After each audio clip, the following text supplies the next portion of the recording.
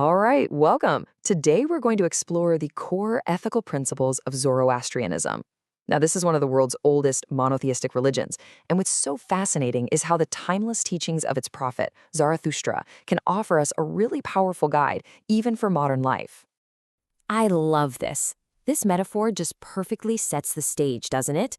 The whole idea here isn't about a bunch of rigid rules you have to follow. It's more like an essence, a sweet influence that works its way into everything you think, say, and do. It's a philosophy that's meant to be lived, not just something you study in a book. So yeah, that leads us right into this central theme, the idea of a living religion. The philosophy here isn't that you just memorize scripture. No, it's about seeing religion as this living, breathing force, something that should be actively shaping your life every single day. I mean, when you think about it, what it really comes down to is this. Your actions are the real proof of what you believe.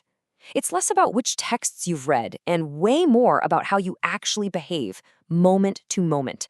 Your conduct, your behavior, that's the living proof of your philosophy. And this just really drives home the sheer depth of this tradition, right? These principles feel so incredibly modern and relevant, but they come from a religion with these deep, ancient roots. It's a great reminder that this whole quest for a good life, it's a timeless human thing. So let's get into it. How does this idea of a living religion actually translate into personal conduct? Okay, so if religion is this living force, how does it actually show up in the world? Well, that brings us to the rule of goodness. This is all about the core principles that are meant to guide how you interact with, well, everyone and everything.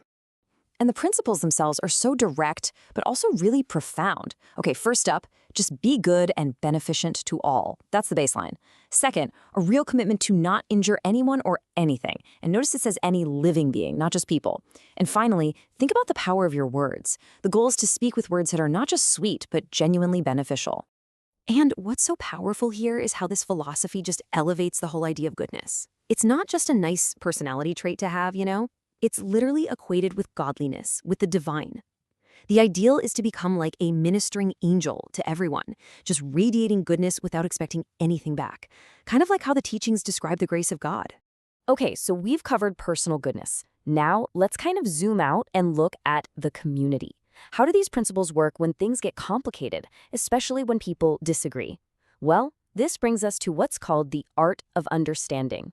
First things first, let's get clear on this key word here, dissensions. We're not just talking about any old disagreement. This is specifically about conflicts between people who are supposed to be cooperating. And the good news is, the philosophy gives us a clear path for how to deal with them. Wow. I mean, what a powerful image, right? A bridge over a gulf. So instead of jumping in, picking a side, and just adding to the noise, the ideal is to become the connection. You're the bridge that allows for understanding, for people to come together, even when it feels like their views are worlds apart. So the big question is, how do you actually do that? How do you become that bridge? Well, the teachings lay out 3 really practical steps. Number 1, look for the unity that's hiding underneath the conflict. Number 2, you have to recognize that there's probably some truth on every side of an argument. And number 3, you have to really work on developing the tact, the skill, to genuinely see where the other person is coming from. And this whole idea of being a peacemaker, it's built on one really fundamental rule. You never, ever force your own opinion on someone else. The teachings are pretty clear that trying to force your beliefs on another person is not only counterproductive, it just doesn't work in the long run. And get this isn't some modern, watered-down interpretation. This idea goes right back to the very beginning. In his very first sermon, Zarathustra himself apparently told his audience, hey, don't just blindly follow me. He asked each person to use their own light of reason to figure out their own beliefs.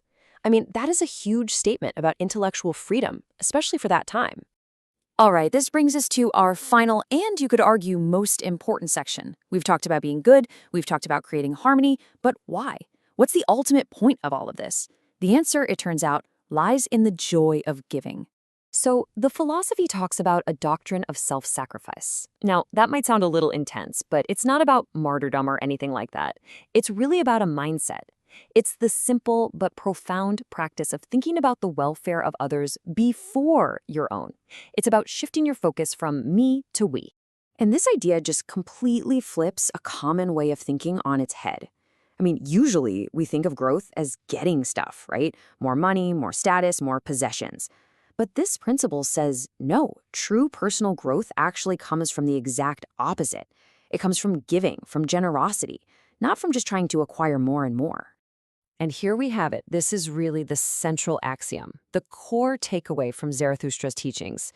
It is an incredibly simple but unbelievably powerful formula.